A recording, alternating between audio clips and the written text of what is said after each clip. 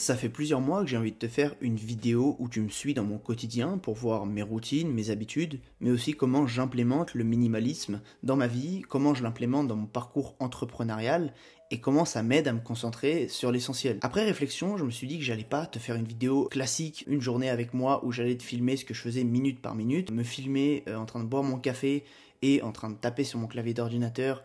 C'est ni très original, ni très intéressant, parce qu'en réalité, 90% du temps, je suis là, à ce bureau, en train de travailler, en train de contacter des clients ou en train de créer du contenu. Parfois, j'ai certains déplacements à faire, mais c'est vraiment pas la majorité du temps. L'autre point qui fait que j'ai pas envie de te filmer ma journée minute par minute, c'est que mes journées peuvent globalement un peu changer de temps en temps. J'ai des grandes lignes, j'ai des gros blocs dans mes journées, mais elles sont jamais vraiment pareilles. Donc, par souci d'honnêteté, j'avais pas envie de créer une journée parfaite et de me sentir obligé de faire telle ou telle activité juste pour créer la vidéo, une journée dans mon quotidien et me donner un quotidien soi-disant parfait. Enfin, la dernière raison, et c'est la plus importante selon moi, c'est que faire une journée détaillée minute par minute où tu me vois cuisiner et faire mon café, ça va pas t'apporter beaucoup de valeur en réalité. Ça va juste satisfaire un esprit un peu voyeur qu'on a tous en nous. On aime bien les vidéos comme ça, une journée dans mon assiette, une journée avec moi, apartment tour et toutes ces vidéos-là, en soi, ce ne sont pas des vidéos qui apportent énormément de valeur. À la place, je vais bel et bien te présenter ma journée typique, mais je vais te la présenter à travers un angle différent. Je vais te présenter 5 aspects majeurs qui font mon quotidien et les défis que ça implique et comment j'arrive à gérer tout ça grâce notamment au minimalisme. Donc si la vie d'indépendant t'intéresse ou que tu es tout simplement curieux, je t'invite à bien regarder cette vidéo jusqu'à la fin parce que je suis sûr qu'elle pourra t'apporter pas mal de valeur. Par contre, avant de commencer, je te dis une chose que je fais chaque jour, une habitude à laquelle je ne déroge jamais, c'est que chaque matin, je bois un grand verre d'eau en me réveillant. Pourquoi ? Tout simplement car je suis un gourou, voilà, un gourou d'internet, un gourou du minimalisme plus précisément. Et pour garder mon statut de gourou certifié, chaque matin, je dois boire un grand verre d'eau. C'est dans les règles officielles des gourous d'internet. On se réveille et on boit un grand verre d'eau. Voilà, ceci étant dit, on passe à la vidéo d'aujourd'hui. Le premier aspect majeur qui guide beaucoup de mes actions au quotidien, c'est la rigueur et la discipline. Depuis que je suis indépendant, je me dois d'être beaucoup plus discipliné au quotidien qu'avant, parce que je n'ai aucune structure, aucun cadre, et donc il tient qu'à moi de me lever le matin et d'effectuer mes tâches grâce à une routine et des habitudes solides. Et ça, c'est un fil conducteur tout le long de ma journée, du moment où je me lève au moment où je me couche. En parlant de ça, c'est très important d'optimiser certaines choses, d'optimiser notamment mon énergie et ma productivité. C'est en ça notamment que le minimalisme me sert beaucoup. Par exemple, je pratique beaucoup le minimalisme digital, même si c'est un aspect du minimalisme avec lequel j'ai le plus de mal au quotidien, parce qu'on a tous un rapport assez conflictuel avec nos écrans et nos téléphones. J'applique aussi le minimalisme dans mon organisation. J'essaie vraiment de simplifier le fait de me mettre à la tâche, en faisant par exemple des to-do list, en m'organisant à l'avance et en créant une organisation simple et non complexe. Je t'ai déjà parlé d'antifragilité dans plusieurs vidéos. J'applique l'antifragilité dans mon quotidien pour me mettre plus facilement à la tâche et pour éviter d'avoir des choses qui viennent bousculer mon emploi du temps. Donc j'ai vraiment une organisation minimaliste, un rapport minimaliste dans la mesure du possible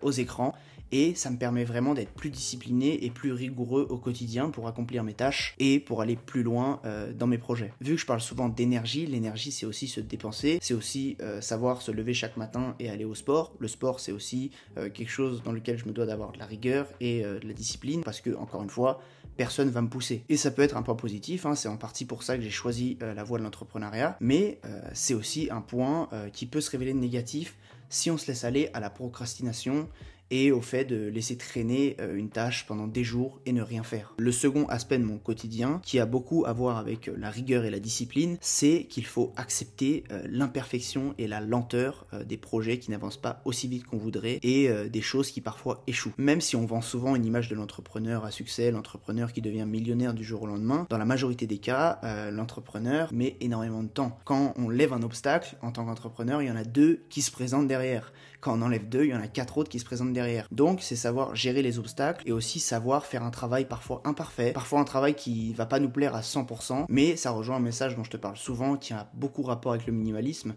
c'est que fait est mieux que parfait. Accepter l'imperfection dans ce qu'on va faire et accepter aussi que les choses ne vont pas si vite qu'on le voudrait parfois. Ça, c'est que grâce à une rigueur et à une discipline qu'on va réussir à accepter ces choses-là. Accepter la lenteur, c'est aussi s'enlever de la tête un certain modèle salarial qu'on a en tête depuis qu'on est petit, c'est-à-dire qu'il faut oublier le fait qu'on va être payé à l'heure. Au début, pendant plusieurs semaines, voire plusieurs mois, voire pour certaines personnes plusieurs années, on n'est pas payé à l'heure. On travaille beaucoup, on compte pas nos heures. Ça aussi, c'est accepter la lenteur, accepter que des projets prennent du temps, mais se dire qu'avec le temps et avec assez de travail fourni, aussi un petit peu de chance et de l'intelligence dans notre approche des choses, nous allons réussir à faire décoller un projet. Le troisième aspect récurrent de mon quotidien d'entrepreneur, et je vais peut-être un peu casser l'ambiance, c'est la solitude. Quand tu es entrepreneur, tu es fondamentalement seul. Et ça, c'est quelque chose auquel il faut être prêt. C'est quelque chose dont j'avais pas forcément conscience au début. J'ai d'abord tenté l'expérience du salariat et je pensais que j'étais quelqu'un d'assez solitaire qui n'avait pas forcément besoin des gens. Mais on a beau dire ce qu'on veut des discussions à la machine à café, ça remplit quand même un besoin fondamental que nous avons les humains, c'est de créer du lien social, de parler à des gens, de voir des visages, d'avoir des discussions, même si parfois elles peuvent paraître superficielles. Quand on est entrepreneur, on a beaucoup plus de mal à tisser ce lien social. Alors évidemment, j'ai des amis, j'ai une famille, mais la fréquence à laquelle je rencontre des gens, si je ne vais pas vers les gens, est beaucoup plus basse que quand j'étais en études ou que j'étais en entreprise. Cette solitude donc, elle est physique, mais elle est aussi mentale.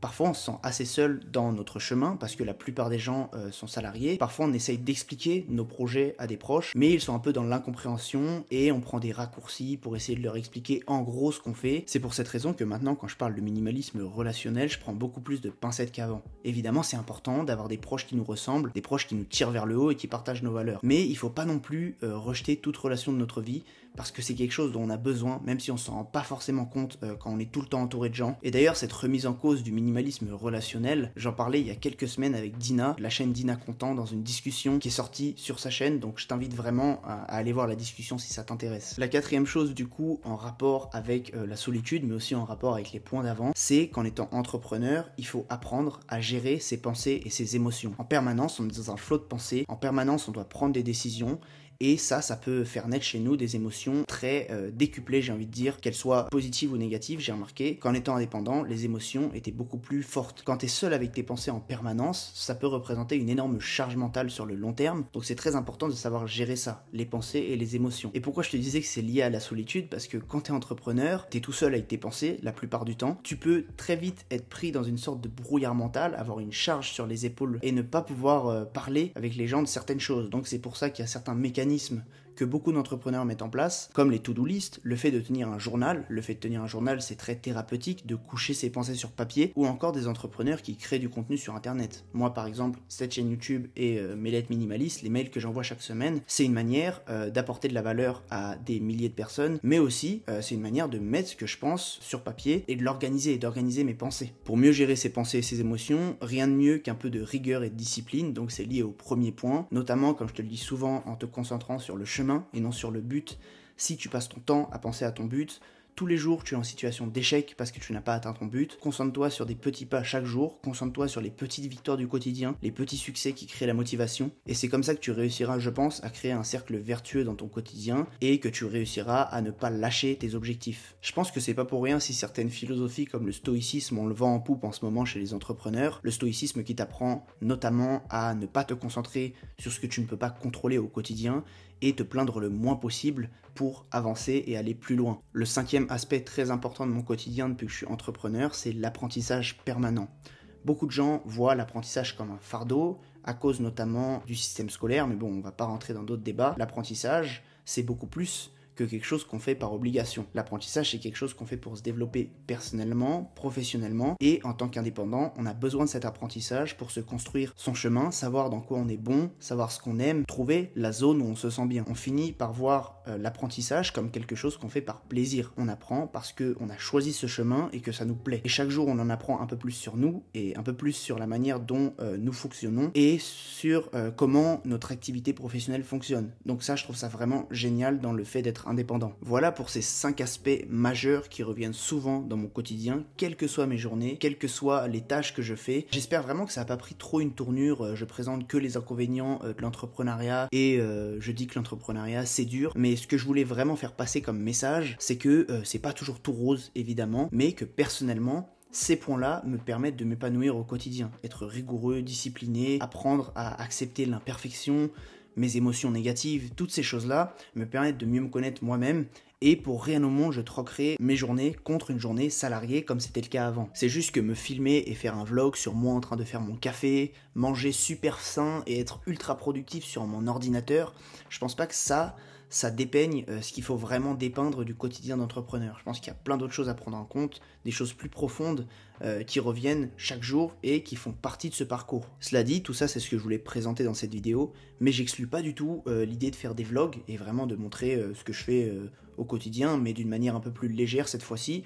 Si c'est quelque chose qui t'intéresse, si tu veux voir des vlogs sur la chaîne, avec un ton un peu plus léger que dans mes vidéos et un format un peu plus décousu, je t'invite à me le dire en commentaire. Donc dis-moi en commentaire si tu veux des vlogs, voilà, des vlogs minimalistes ou des vlogs d'entrepreneurs, comme tu veux. Si tu veux en savoir plus sur ce que je fais au quotidien, tu peux aussi t'inscrire à mes lettres minimalistes pour avoir encore plus d'informations sur le minimalisme, l'énergie, la productivité, la philosophie, la psychologie ou encore plein d'autres sujets. Je t'invite à cliquer sur le premier lien en description pour te tenir informé de mes routines et mes habitudes, et on se retrouve pour la prochaine lettre. Laisse-moi un petit j'aime, abonne-toi à ma chaîne et partage cette vidéo si elle t'a plu. Ces petites actions pour toi m'aident beaucoup dans mon travail au quotidien, m'aident beaucoup à avoir de la visibilité, donc je t'en serai très très reconnaissant. De mon côté, je te dis à la semaine prochaine pour une nouvelle vidéo minimaliste.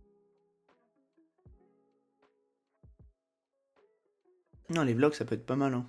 Les vlogs ça peut être pas mal. Une journée dans mon assiette, room tour, vlog de mes courses, bref...